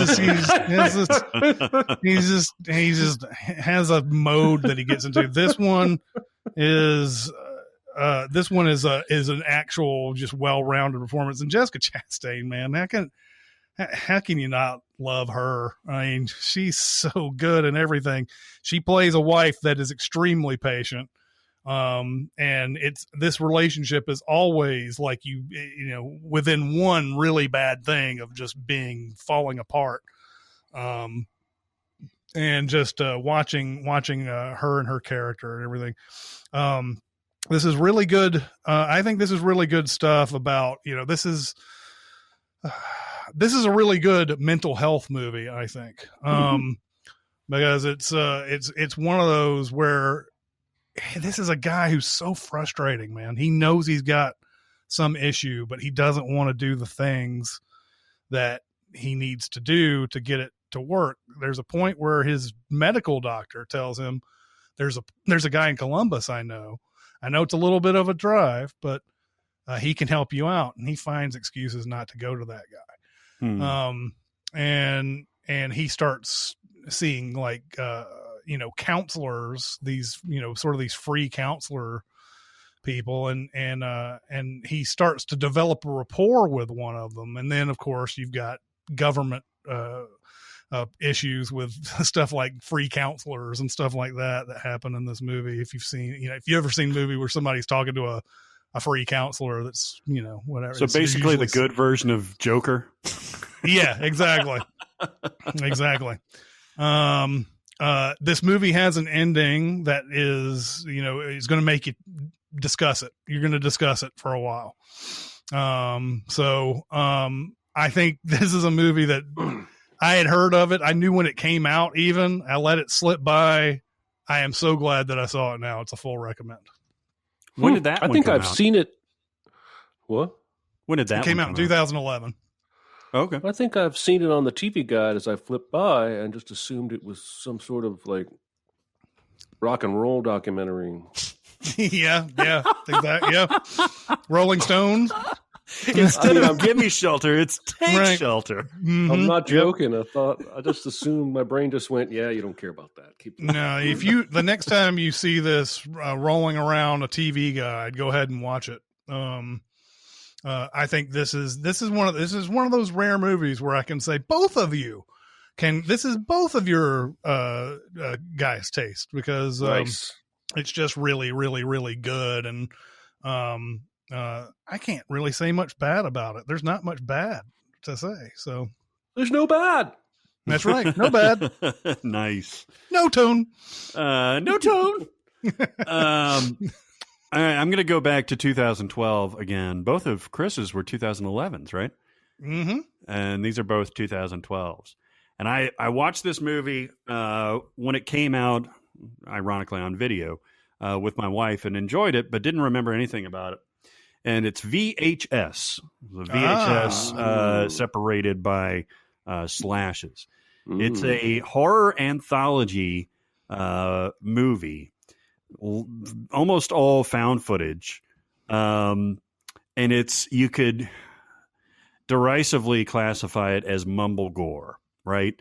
Because it's got Adam Wingard directed one segment, Joe Swanberg directed one segment, Ty West directed one. And then Simon Barrett wrote a couple of these segments. Mm-hmm. And so I was interested. We're going to interview that guy. That's right. We're going to interview Simon Barrett. Yeah.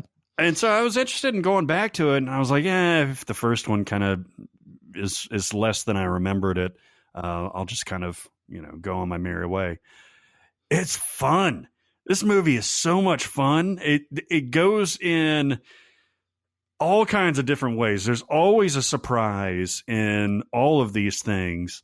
Some of them, don't hold up over 9 years, but most of them do. It's creepy at times. It's hilarious at times.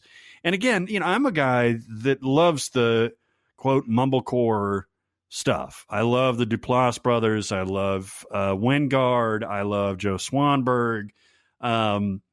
They just seem it's another thing where I think it's very authentic. It's how people talk. It's how people interact, especially white people in their 20s. And you said Swanberg directed one in this, right? Mm-hmm. Oh, yeah. Okay, cool. And actually stars in one of them, which is. Have you seen this, Chris? I've never seen it, but I'm gonna probably see it. Oh man, this is. Oh, now sometimes I can't bring myself to really care about found footage, like how it works and how it would be possible that the camera would stay on during all this stuff. If you're into found footage, you just kind of have to roll with it sometimes. And I kind of am. And this movie is fun to watch. It's not groundbreaking. It's not going to speak to you on a spiritual level, but it's fun to watch, especially if you're into not comedy horror, but there are some elements of comedy in here. So VHS. All right. Jeremy, have you ever seen this? No. What are your thoughts on the whole you're invited or the invitation, you're next, and the mumble gore type of thing? You know what I'm talking about? I'm not sure I've seen any of those movies. Have you seen any of the Duplass, Swanberg, mumblecore stuff? Give me some titles. I would say Safety Not Guaranteed is one of them. Saw that. Easy is although that's the probably one of their most is that Duplass who did that one, or it was Colin Trevorrow directed it, right? Right. Yeah. And Duplass Duplass was they haven't. I don't know if they've ever done one that's like a super accessible type movie. A lot of Anna Kendrick in there, by the way. If you are interested in watching one of their movies, they did what is the Christmas movie called? It's the one that just came out last year? No, this came out a few years ago. It was like it has Melanie Linsky in it as well. I don't think I've seen much of it. Then let's just say that I don't think I've seen much of it. Interesting. Yeah. Funny, haha. There's actually quite a few that are on Happy Christmas. Happy Christmas. There's actually quite a few that are on Mubi right now. But anyway, I'd be interested for you to kind of get into some of these and let me know your thoughts on it, because I feel like you would enjoy it. But also, maybe I've just got a weird mindset that I connect to almost every Noah Baumbach movie, almost every fucking weird guy, the Yorgos Lanthimos movie. So I can almost guarantee you, Jeremy would hate with the passion of 10,000 Fiery Suns these Joe Swanberg movies. Oh yeah, yeah, I can almost guarantee you that. But you never know. You're right. I mean, he should maybe see one and then report back. But I have a feeling that yes, he would watch this and go, "What the fuck is this? This is bullshit." Chris, I cannot recommend Easy, that show on Netflix, to you anymore. I think you absolutely adore that show. Yeah, I mean, once I'm done with Columbo, I may watch. They're basically the same show. To recap, Barrett recommended This Is 40. I haven't seen it since 2012. I disliked it, but he recommends it. And recommends VHS, the anthology found footage film that came out in also 2012, right? Mm-hmm. Jeremy warned Perks of Being a Wallflower. And despite Barrett's protestations, it's much more of a recommend. And he warned the Noah Baumbach While We're Young. It's kind of like Jeremy just came on to troll Barrett today. Remember that shit that you like? Fuck you. Yeah, exactly. Fuck you. I want to give you reviews that you don't like, bitch. I warned Perfect Sense came out in 2011, starring Ava Green and Ewan McGregor, directed by David Mackenzie. And recommended Take Shelter. A really good movie that I should have seen a lot sooner than I did, but I'm glad I've seen it now. David Mackenzie directed Hell or High Water? David Mackenzie directed Hell or High Water, yes. And what was it, Taylor Sheridan that wrote it? Taylor Sheridan wrote it. Oh, that's right. I always get that confused because it seems like it's more of a Taylor Sheridan movie. Mm-hmm. But didn't he do the Jeremy Renner, Cold Mountain, Cold Wind Feet? River. Wind River. Cold Mountain. Yeah, he did. Do we want to do one question at least and then let Jeremy go on his merry way? Question. I got something to say. I want the truth. I am listening. Ever since I watched the movie Vivarium, I have had a thirst for more movies like it. Quick sidebar here. We actually watched Vivarium. It is Vivarium. It's not Vivarium, right? We asked the director and he said, call it whatever the fuck you want. But we watched this as a screener, one of our first ones. Lorcan Finnegan is the director, and we talked to him from Ireland back in the day. So we actually... I liked it a lot. Anyway, I can't stop watching that scene where he lifts up the road and crawls through it. That is a good scene. Mm-hmm. Movies that have just a completely ludicrous concept but make it work. He wants us to give him some suggestions, good or bad, for him to satisfy his hunger. He has already watched the Cube series. Now, that's an interesting call. I would say Cube would be up there, too. I have actually seen Cube 2, I think, too, and found it enjoyable. I've only seen the first one. Yeah, I feel like when this person says ludicrous concept that makes it work, what they're really saying is trippy as balls movies, right? Like, because they're specifically talking about that one. Well, first of all, the whole of Vivarium is trippy as balls, but the specific section that was mentioned is trippy as balls, and so my brain can't go any other place other than movies that fucking trip me out. Like, so I thought of The Cell, that famous Vince Vaughn J-Lo I like joint. me some Cell. Yeah, Tarzan Singh. And I think if you're on the right drugs, that movie would be incredible. But if you were on no drugs like I was when I saw it, that movie is just fucking weird, man. Same with Naked Lunch, which is, the butt of many jokes of, that movie's weird. But if you're into the guy crawling into the pavement, you'd probably be into Naked Lunch, I would guess. That movie, wasn't it Milhouse and Bart that went to see that on their day off? With the bully and the nerd. Yeah, they spring break. I can think of two things wrong with that title. So yeah, I mean, it was actually difficult for me to come up with a movie that had a concept that, like Vivarium, the concept is two people going to look at a house, get left by their real estate agent or whatever, and then they try to get out of the neighborhood and they find out that they're in a never ending, like hellish neighborhood landscape that they can't get out of. And they start, living in the house and then a baby shows up on the the creepiest baby ever. Yeah. I hate that fucking kid. I hate him. Yeah. Oh, he's got a deep voice and it's all fucked up. Oh, it's fucking weird, man. But yeah, I sort of my head sort of veered into the weird, and Eraserhead was the first movie that popped into my head. And if you want to talk about, freaky things about children and shit like that, Eraserhead has got that in it as well. This is David Lynch's feature debut. It came out in 1977. It is freaky as fuck, and will constantly be making you going, what the fuck? Of course, a lot of things David Lynch does is like that. Like, just, watch anything. Blue Velvet, watch Wild at Heart. Wild at Heart is actually his most normal movie. Probably so. Lost Highway's up there. That's why it's so weird that he did Straight Story. Yeah, exactly.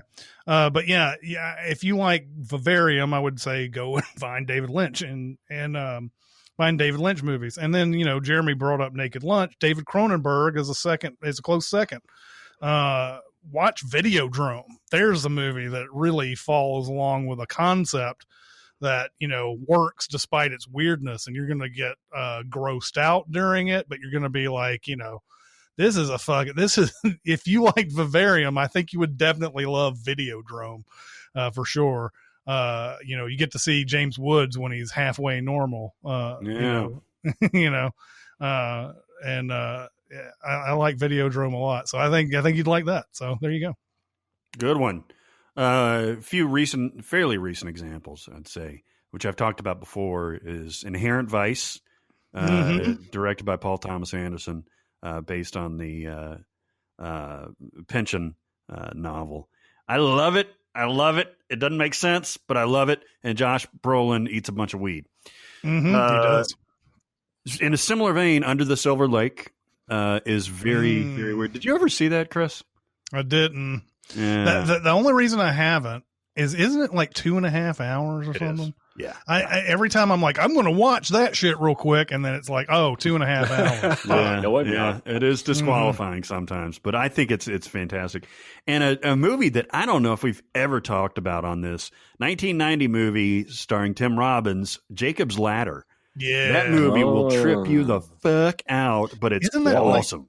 Isn't that about like Agent Orange or something like that? Or what is the there's a question of whether it is about the MK Ultra stuff, or if it's just something in his head from trauma and PTSD from coming back from Vietnam.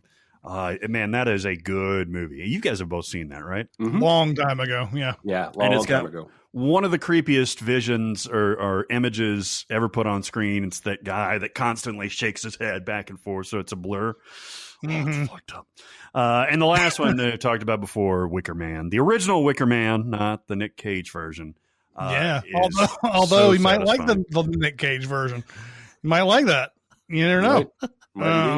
If you have morbid curiosity. Okay. That's going to do it for this week. Keep going to SinCast presented by Cinemasins on Facebook. We're also on Cinemasins Twitter, Music Video Sins Twitter. We're on SoundCloud and Discord. And if you want to get on Discord, go to Facebook and private message me, and I'll give you a link